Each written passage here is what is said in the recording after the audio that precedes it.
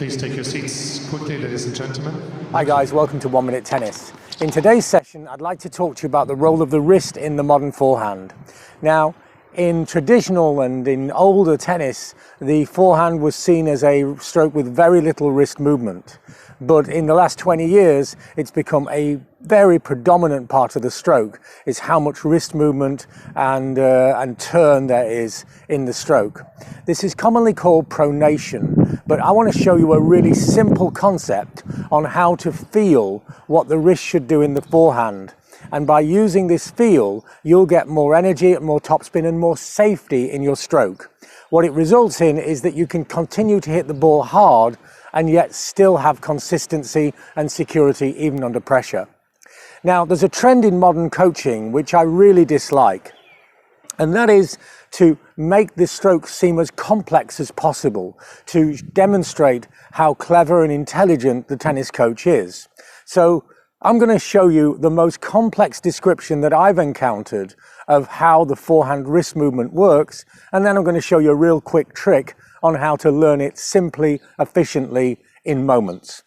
So, the description that I didn't like, it's so bad I think it's funny, is in the amortization phase of the stroke, then ulnar deviation blends with supination and then recoils into radial deviation and pronation. That's the description that I can show you online of how to hit the forehand with the wrist movement. And if any of you follow this, then you understand English language and anatomy a lot better than I do.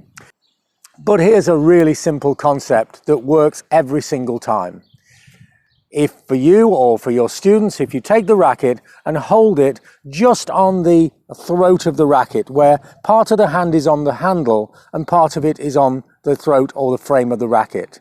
And now, gently moving from side to side, faster and faster, we make this movement, which I call the helicopter, as I'm rotating around and around and around. Once you have that feeling, then go back to the bounce position, the take back of the stroke, and then make the helicopter and finish. I'll do it slowly, helicopter and finish. And now quickly, helicopter and finish. Now we make our progression, we move onto the grip, make the helicopter, the racket will feel heavier and the movement will be slower. And now helicopter and finish.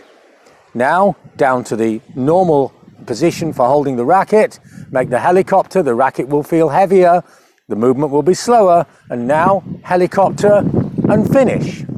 So you decide for yourselves, see if the helicopter works in your game, or you could think about the amortization phase of the stroke with ulnar deviation, radial deviation, pronation, supination in some kind of a blend that comes up with the right technique.